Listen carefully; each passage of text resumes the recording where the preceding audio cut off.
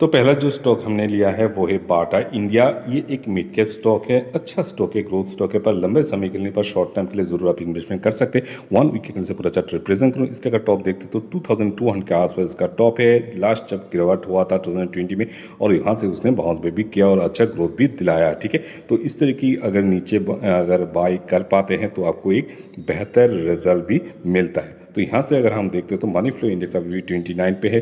अगर trade stock की बात करें तो अभी 1352 के आसपास ट्रेड कर रहा है। तो यहाँ से अगर बाय करते हैं, कोई बेड बाय नहीं होगा, यहाँ से फर्स्ट लेवल की बाय आप कर भी लेते हैं। तो ठीक है, तो कहाँ से बाय करना है, 1350 के आसपास कुछ कौन सी बाय करते हैं तो अच्छी बात है। यहाँ से अगर गिरता है तो ये स्टॉक 1200 में भी मिल सकता है, पर ये बात की बात है, इसलिए मैंने पहले ही बता दिया है कि अगर आपको अभी के सिस्टम के हिसाब से बाय करना है तो फिर बैकअप पैसा, मस्ट बैकअप पैसा जरूर रखना चाहिए, क्योंकि निफ्टी टॉप में है और टॉप में जब रहता है तो गिरावट की चांसेस भी बहुत ही ज़्यादा रहता है मार्केट में, और मार्केट में गिरावट होगा तो इन स्टॉक में भी गिरावट हो सकता है। इसलिए कितना भी अच्छा स्टॉक हो, कितना भी अच्छा लेवल हो, आपके पास बैकअप पैसा जरूर होना चाहिए और नीचे के लेवल पे आपका पैसा होना चाहिए बाइंग करने, ताकि आपको जैसे बाउंस बैक करे आपको एक बेटर रिजल्ट देखे जाए, आपके पोर्टफोलियो में ग्रोथ देखने को मिले। ठीक है, तो यहाँ से अगर बाय करते हैं तो 1350 के आसपास बाय करते हैं तो नेक्स्ट बाय होगा 1200 के आसपास। ठीक है, अगर उससे ऊपर भी आपको ये स्ट्रेंथ दिखता है तो वहाँ से भी बाय कर सकते, जो कि हो सकता है 1250 के आसपास। ठीक है,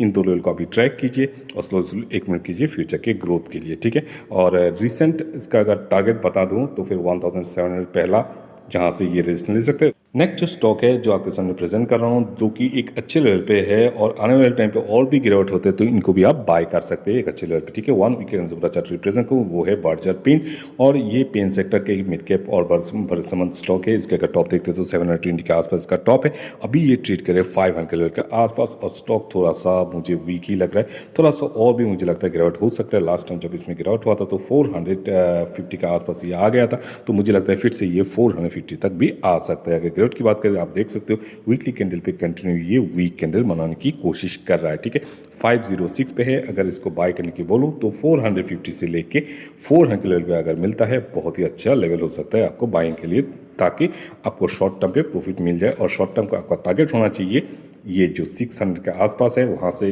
पहले तो ये 570 के आसपास, उसके बाद 600 का, ये दो है आपका शॉर्ट टर्म के लिए टारगेट इस स्टॉक के लिए आने वाले 2 to 3 मंथ के अंदर। ठीक है, चलता हूँ। नेक्स्ट स्टॉक है LTIM। ये एक लार्ज कैप IT सेक्टर का स्टॉक है। IT सेक्टर वैसे ही अभी थोड़ा सा ठंडा है, थोड़ा सा सुस्त है, तो ये स्टॉक में भी हमें एक गिरावट नजर आ रहा है। लास्ट टाइम इसमें गिरावट हुआ था तो ये 200 मूविंग एवरेज का आसपास है, इसने सपोर्ट किया, और तब मैंने बोला भी था इसको यहाँ से बाय करने के लिए। ऑलमोस्ट 4000 के आसपास ये आ चुका था। उसके बाद उसने जो हाई लिया था 6300, अभी ये ट्रेड करे 4600 के आसपास। अगर टॉप इसका देखते हो तो 7500 के आसपास इसका टॉप है। अभी अगर इसकी बात करें तो 200 मूविंग एवरेज के आसपास फिर से ये हमें दिखाई पड़ा है। तो मुझे लगता है थोड़ा आप देख सकते हो कंटिन्यूस में गिरावट भी चल रहा है। मनी फ्लो इंडेक्स अभी अच्छा खासा गिर चुका है, 20 पे है, तो यहाँ से 450 से भी ये सपोर्ट ले सकता है, ऐसा नहीं कि ले नहीं सकता। पर हाँ, थोड़ा सा अगर इस तरह की ग्रीन कैंडल बनाता है, स्ट्रेंथ दिखाता है, तो मुझे लगता है बेहतर है बजाय कि कंटिन्यू इस तरह की गिरावट। ठीक है, तो जहां से भी स्ट्रेंथ दिखता है वहां से बाइंग कर सकते हैं। जो लेवल है 450, उसके बाद है 4000, ये है दो लेवल, 4500 एंड 4000, ये है दो लेवल जहां से इसको आप अगर आप बाय करते हैं तो 6 के आसपास इसका हाई ले सकता है शॉर्ट टर्म के लिए। अगर लॉन्ग टर्म के लिए बाय करना चाहते हैं तो 4000 और बिलो 4000 बहुत ही अच्छा लेवल है, जिसको आप बाय करके लॉन्ग टर्म के लिए होल्ड कर सकते हैं। ठीक है, चलते बने नेक्स्ट। डाबर एक लार्ज कैप कंपनी है। 1 वीक के करने से पूरा चार्ट रिप्रेजेंट करूँ, इसका टॉप देखते हो तो 650 के ऊपर इसका टॉप है, ऑलमोस्ट 660 के आसपास। अब इसमें गिरावट हुआ था तो 200 मूविंग के आसपास कई बार इसने सपोर्ट लिया और हाई भी लिया, और फिर से अभी भी आप देख सकते हो ये 200 मूविंग के आसपास सपोर्ट लेता है, और ये आपको एक शॉर्ट टर्म में प्रॉफिट भी बना के देता है। एक रेंज बाउंड ट्रेड भी कर रहा है ये स्टॉक, तो अभी फिर से उसी रेंज पे है, 500 के आसपास है।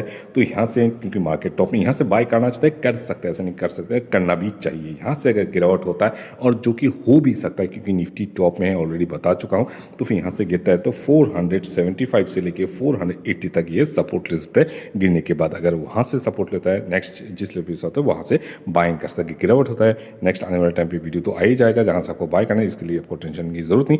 आप जस्ट फोकस कीजिए अच्छे स्टॉक को अच्छे लेवल पे स्लोली कीजिए, ना कि एक ही लेवल पे। और एक चीज़ आप जरूर ध्यान पे रखिए, लार्ज कैप मिड कैप और स्मॉल कैप स्टॉक इसके नाम के हिसाब से आप इन्वेस्ट कीजिए। लार्ज कैप स्टॉक में ज़्यादा पैसा इन्वेस्ट कीजिए, मिड कैप में थोड़ा कम, उसके बाद स्मॉल कैप में और कम। अगर 10,000 लार्ज स्टॉक में अगर कर रहे हैं तो फिर मिड कैप स्टॉक में 5,000 कर सकते हैं और स्मॉल कैप स्टॉक में 2,000 या फिर उससे भी कम कर सकते हैं। इस तरह के अगर आप एक स्ट्रेटजी बना के इन्वेस्टमेंट करेंगे तो आपको आपके पोर्टफोलियो में नुकसान कम होगा और हमेशा आपका पोर्टफोलियो ग्रीन भी दिखाई देगा। स्ट्रेटजी बनाइए, ऐसा नहीं कि स्मॉल कैप स्टॉक ज़्यादा भागते हैं तो इस पर ज़्यादा पैसा बना दो, उससे आपको नुकसान भी हो सकता है और आपका जो स्ट्रेंथ, आपका जो कॉन्फिडेंस है वो भी गिर सकता है, जहाँ से लॉन्ग टर्म आपको स्टॉक मार्केट बनने लगे कॉन्फिडेंस आप खोते रहेंगे टाइम टू टाइम। ठीक है, और इस तरह की इंफॉर्मेटिव वीडियो पाने के लिए चैनल को जरूर सब्सक्राइब कीजिए, अपने दोस्तों के साथ शेयर कीजिए।